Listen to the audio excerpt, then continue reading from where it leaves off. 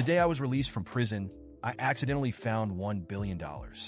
Before starting the account, this story was taken from Reddit in another country, so some words might be confusing due to translation. Enjoy the story. I immediately dialed my father's number with excitement, but he hung up every time I called. Worried that something might have happened at home, I ran all the way there. But as soon as I reached the door, I heard my brother's wife complaining. Why did he get out? Shouldn't someone like him die in prison? My mother replied, when he comes back, we'll kick him out and let him die like a poor man. Hearing their conversation made my heart sink to the bottom. I was in prison because I had to take the fall for my brother. I also paid for this house. I took care of them with all my heart, but they did this to me. I wanted to turn around and leave, but I couldn't help but knock on the door. My mother opened the door and pretended to be surprised. Ethan, you're back so soon? Your father just mentioned he was going to pick you up. After saying that, she looked me up and down, forcing a pained expression. You've suffered and lost so much weight over these years. Wishing I hadn't heard their conversation at the door and that her concern was genuine, I replied with a touch of bitterness. It's okay. Taxis are convenient here. I walked into the house. As I spoke, Vivian immediately came up and sprayed me with alcohol as if she was trying to empty the whole bottle on me. Don't think too much.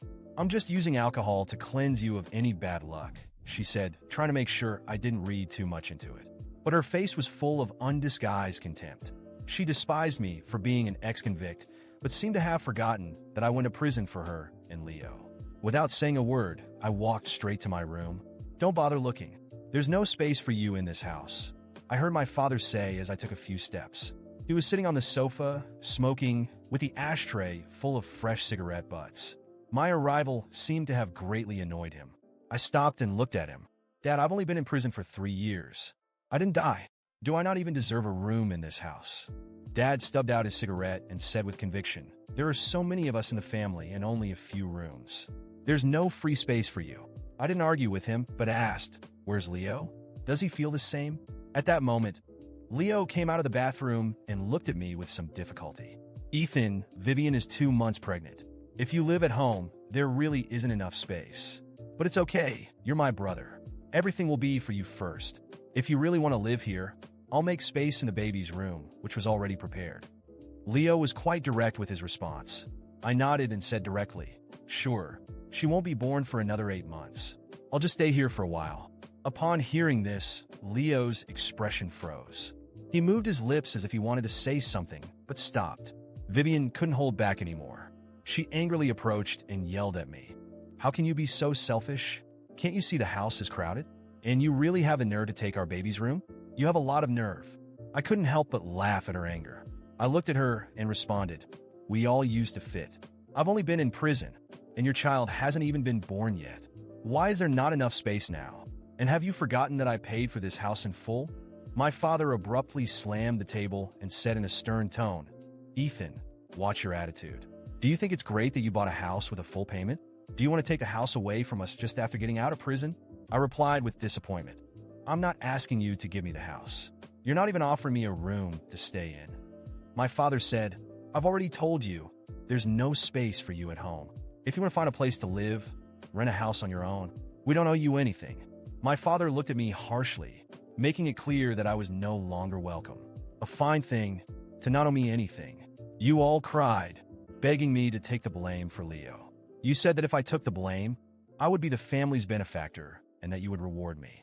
All I want now is to live in the room that was originally mine. Is that too much to ask? Is this how you plan to reward me? I spoke, every word laced with a whirlwind of emotions churning in my chest. It was Leo and Vivian who had been driving my car at high speed and in the wrong direction when they crashed into someone. My parents immediately came to see me. They said they had worked so hard to get Leo into a prestigious university with a bright future ahead, and that this accident shouldn't ruin his life. I, on the other hand, was just an ordinary employee at a small company with a future that paled in comparison to my brother's. So they begged me with tears in their eyes to take the blame for Leo, saying the family would be grateful and reward me once I got out of prison. I didn't do it for any reward. I did it out of love for my parents and Leo, sacrificing my own future to take his place in prison. To protect Leo, I sold my car, exhausted my savings, and lost my job. I paid the compensation, took the blame, and endured all the insults on his behalf. 3 years in prison were a torment I endured, but I held on. But I never expected that instead of a deeper sense of family, what awaited me was absolute betrayal. My dear family had become ungrateful people who would discard me once my usefulness was over. Ethan, I know you're upset, but we've also been through tough times these past 3 years. Having a criminal in the family made us the subject of ridicule wherever we went. If you really lived here, we'd be even more of a laughingstock. Can't you think of us for once? Leo, for whom I had given up everything, now revealed his true thoughts. In his eyes, I was now a burden who had brought shame to the family. Any last hope in my heart was completely extinguished. There was no warmth left in this home. All my sacrifices had become the biggest joke. Looking at Leo with a condescending attitude, I said coldly, "Leo, don't forget that it was you who should have been in prison. You are the one who brought shame to the family. If you truly cared about the family's reputation, you should have taken responsibility back then, instead of enjoying my sacrifices, occupying my house, and shamelessly blaming me for not thinking about you." Hearing this, Leo blushed immediately with anger and embarrassment and retorted irritably, "You took the blame, but I've already thanked you. What more do you want from me? You're my older brother. Wasn't it your duty? Do you really need to keep reminding me of such a trivial matter?" Leo spoke as if my 3-year sentence was similar to when I used to give him the biggest piece of chicken. His simple gratitude was supposed to settle the debt. My father, as always, defended Leo and scolded me. As Leo's older brother, you want recognition for doing a small favor. How can you be so petty? Yes, you're a useless criminal living off the family. If you depend on us, what will happen when my child is born? Vivian, rubbing her belly, spoke ruthlessly. My mother also looked serious and told me, "Ethan, your father and I are still hoping for a grandchild. You're no longer young. Even if you go out and rent a place on your own, that's the right thing to do." They echoed each other. Each phrase pierced my heart like a sharp knife. I was utterly disappointed, but my eyes still watered uncontrollably. Looking at them, I murmured, "No wonder you never visited me.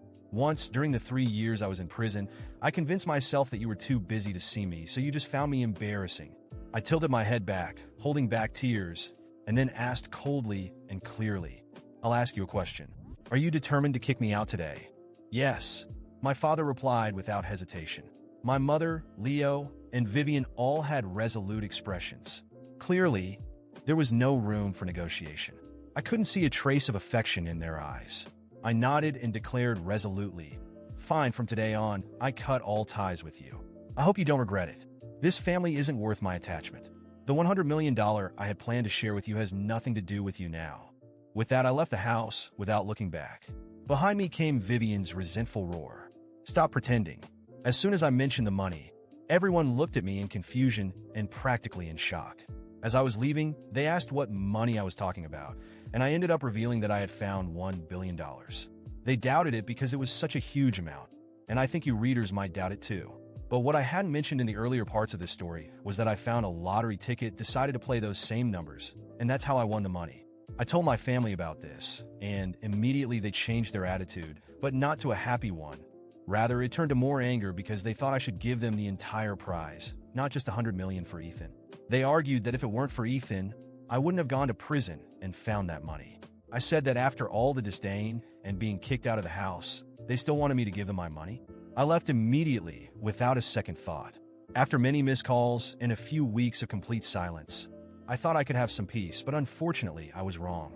Can you believe that my own family sued me for the prize money, claiming that Ethan should have been the one who went to prison and seen the ticket? I couldn't believe it and spared no expense on lawyers because I thought it was outrageous. After losing years of my life in prison because of him, they still had the nerve to try to take what was mine? During the entire process, it was almost surreal. My lawyer advised me to stay silent during the trial because the jury might side with my family, but I couldn't hold back when they shamelessly claimed I didn't deserve the money because I went to prison in Ethan's place. At that moment, my lawyer held me back from speaking and showed that I was innocent and that what he did was a crime.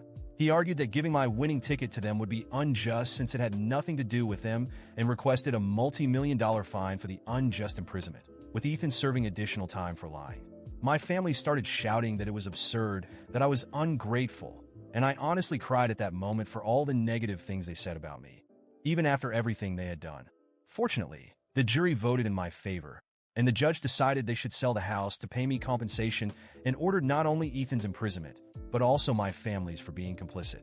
I was also sentenced for pretending to be the author of the crime, but the judge only imposed a bail amount that I could easily cover with the prize money.